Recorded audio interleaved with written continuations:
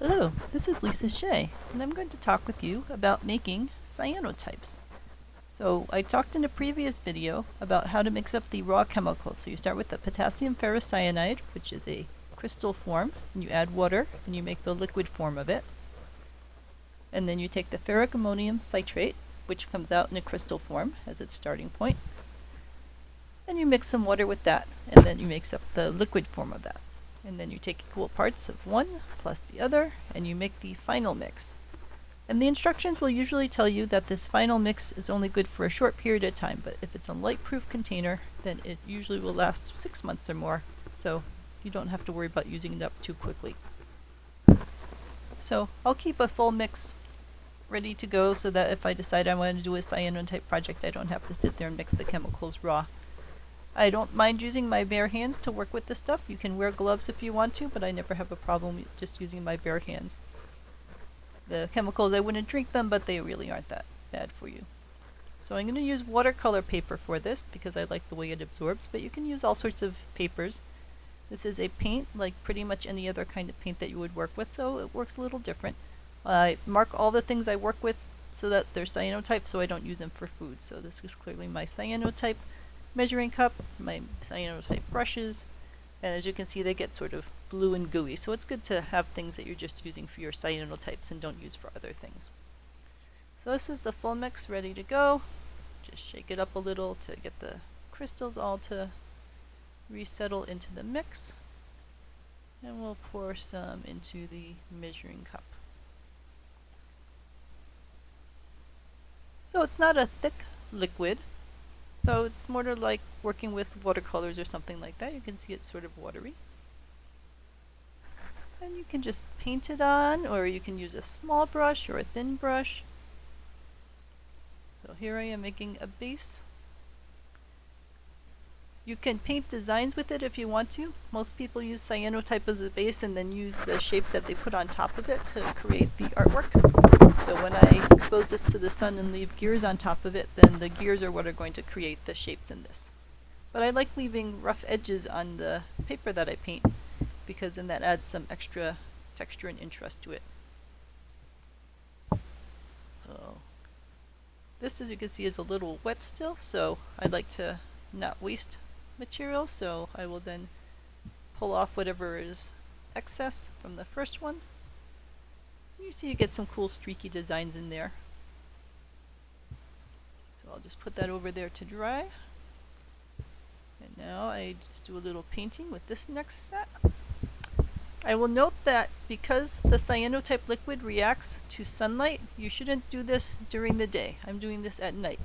House lights and those kinds of lights don't have any effect at all on the paint, so there's no problem at all doing this under house lights. I'm doing this in the kitchen under kitchen lights. LED lights are fine. But I wouldn't do it on the back porch in the middle of a sunny day because that liquid's going to start exposing right away and you don't want it to expose until you're ready to expose it.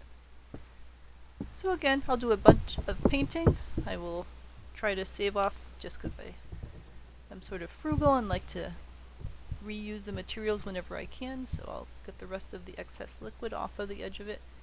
If you're being picky about the edges of your design, where you really care about some sort of edging that you've created with it, then you probably don't want to do this kind of technique because then you'll get the edges all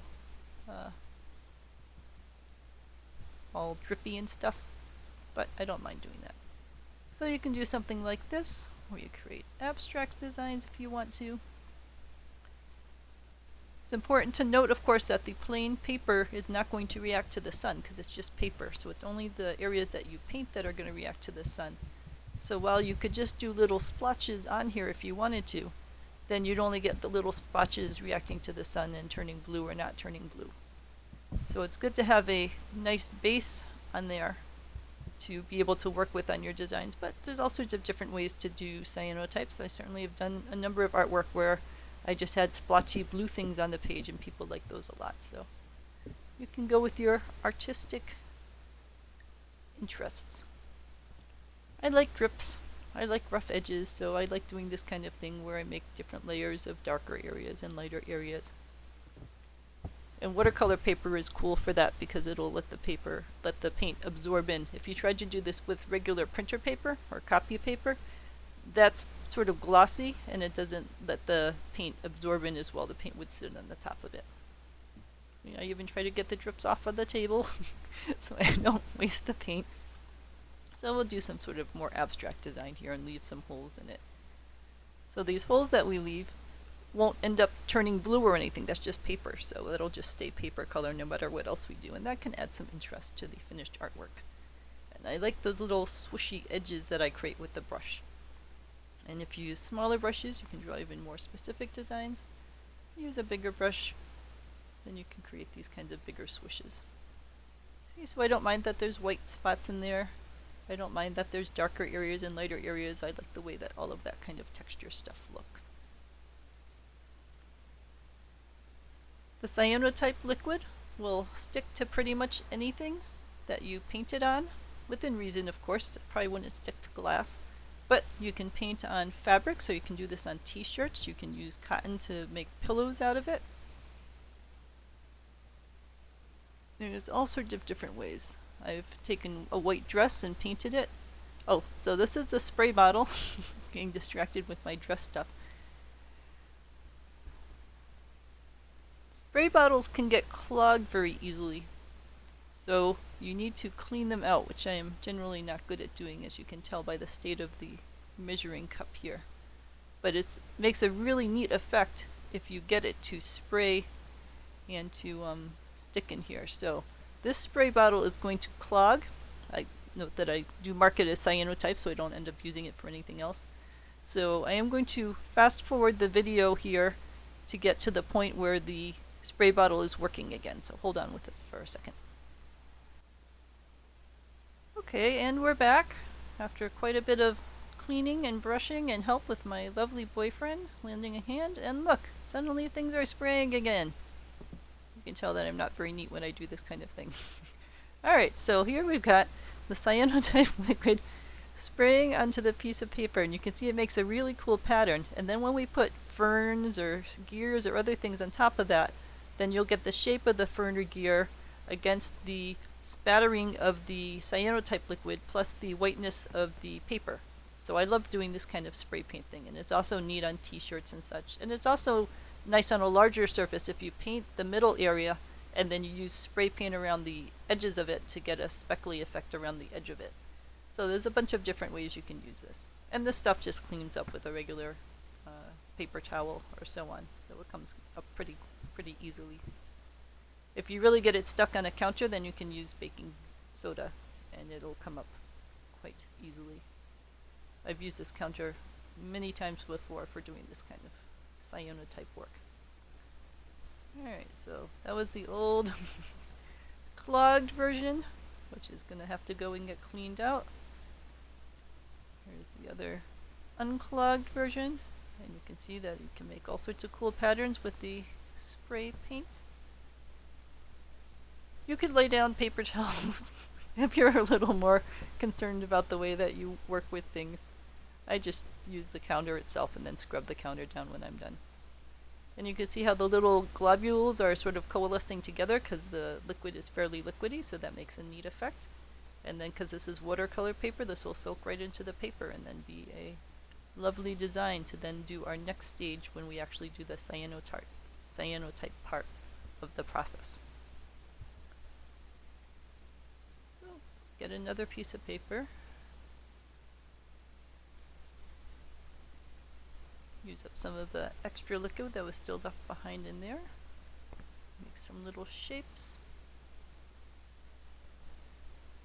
You can make letters, you can make geometric shapes, you can make abstract shapes, you can do pretty much anything that you would do with painting, because that's all you're doing here is you're painting the cyanotype liquid onto the surface that you want to work with. And again, this is just the first stage of the process, because in the second stage is exposing it to the sun and usually putting some sort of object or objects in between the sun and the cyanotype paper to create the shadows.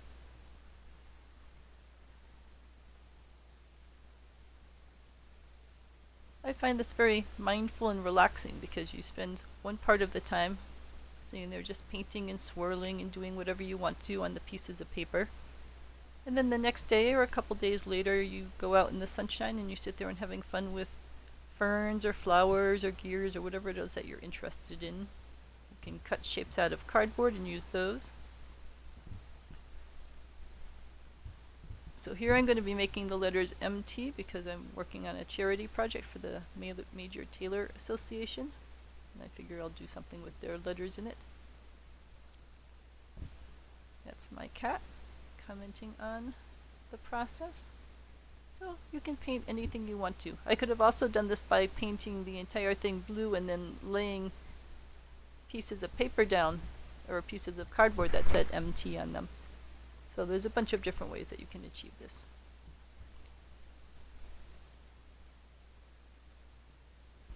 When I am done painting all of these, I need to store the painted items in the dark, because if I just left them out on the kitchen table and then the sun came up in the morning,